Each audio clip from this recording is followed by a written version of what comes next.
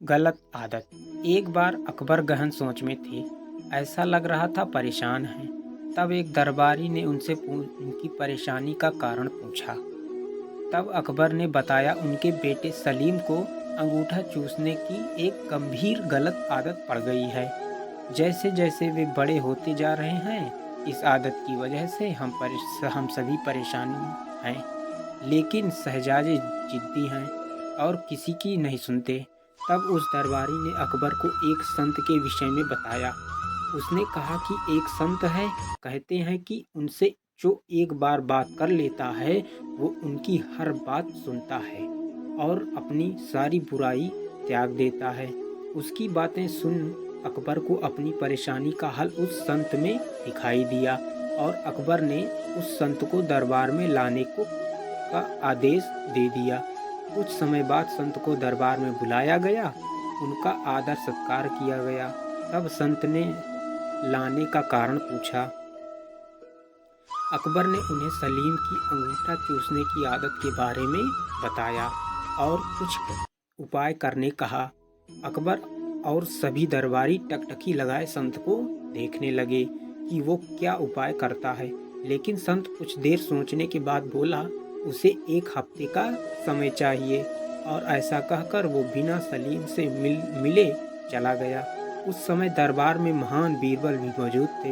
1 हफ्ते बाद संत आया और उसने सबसे पहले सलीम को बुलाया और उससे बहुत देर बातें की और उन्हें खेल खेल में यह सिखाया कि अंगूठा चूसना सेहत के लिए हानिकारक है, इसलिए उन्हें ऐसा नहीं करना चाहिए।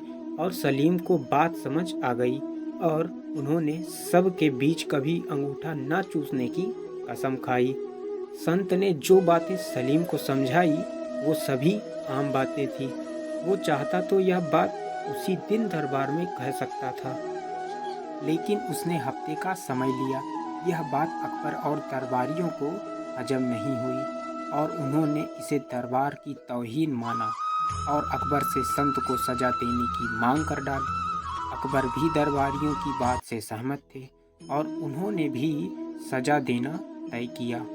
लेकिन जैसे कि वे हर फैसले बीरबल का मशवरा लेते थे, उन्होंने इस बार भी बीरबल की तरफ देखा और पूछा कि आज तुम इतने खामोश क्यों हो?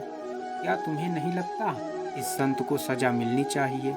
तब बीरबल अपने अंदाज में खड़ा होता है, दरबार के बीच जाकर कहता है कि जहाँपना, मैं बिल्कुल उल्टा सोच रहा हूँ, इसलिए खामोश हूँ। सभा में हल्ला मचने लगता है। सभी को आश्चर्य है कि उल्टा मतलब क्या है। तब बीरबल कहता है, मेरे हिसाब से ये संत महान हैं, हमें इनसे सीख लेनी चाहिए और गुरु मानकर इनका आशीर्वाद लेना चाहिए और इनके साथ हुई गुस्ताखी की माफ़ी भी मांगनी चाहिए। यह सुनकर सभी को गुस्सा आ जाता है और दरबार में कोहराम मच जाता है। तब अकबर गुस्से में बीरबल को कहते हैं, गुस्ताख बीरबल, तुम हम सभी की तौहीन कर रहे हो कि हम इस संत से माफ़ी मांगें। तब बीरबल कहता है, जहाँपना गुस्ताख की नाफरमानी को माफ़ करें, लेकिन मेरे मुताबिक यही न्याय संगत है। अकबर कहता है, बीरबल, अपनी बात को साबित करो। तब बीरबल बताता है, जिस दिन संत पहली बार दरबार में आए थे और आप उनसे शहजादे की बात कर रहे थे, तब इनके हाथों में चूने की एक डिबिया थी जिससे निरंतर चूना निकाल कर वे खा रहे थे। लेकिन आज उनके हाथ में कोई डिबिया नहीं है, क्योंकि जब आप उनसे शहजादे की गलत आदत की बात कर रहे थे तभी उन्हें अपनी गलत आदत का एहसास हुआ और उन्होंने 1 हफ्ते का समय खुद को सुधारने के लिए मांगा और अपने आप को सुधार कर उन्होंने आज सलीम को ज्ञान दिया।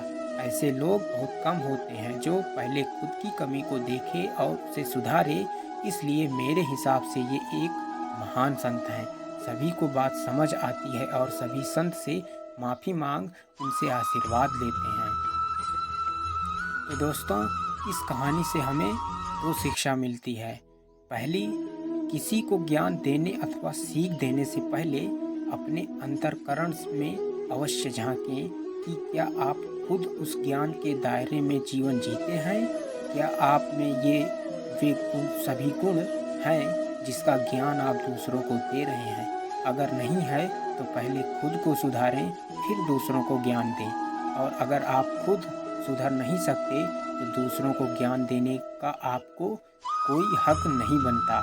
दूसरी शिक्षा यह मिलती है कि दरबार में बिना विचार किए सभी संत को दोषी कहने लगते हैं। हमेशा जो दिखाई देता है सत्य नहीं होता। हर करनी के पीछे कोई न कोई कारण होता है, इसलिए एकदम से नकारात्मक भाव नहीं लाना चाहिए। हमेशा परिस्थिति का अवलोकन करना चाहिए, क्योंकि जो दिखाई देता है वास्तव में सत्य वो हो ये जरूरी नहीं है। अपनी राय कायम करने से पहले सच जानना जरूरी है। इसलिए बीरबल ने कहा था उसका निर्णय न्याय संगत है। धन्यवाद।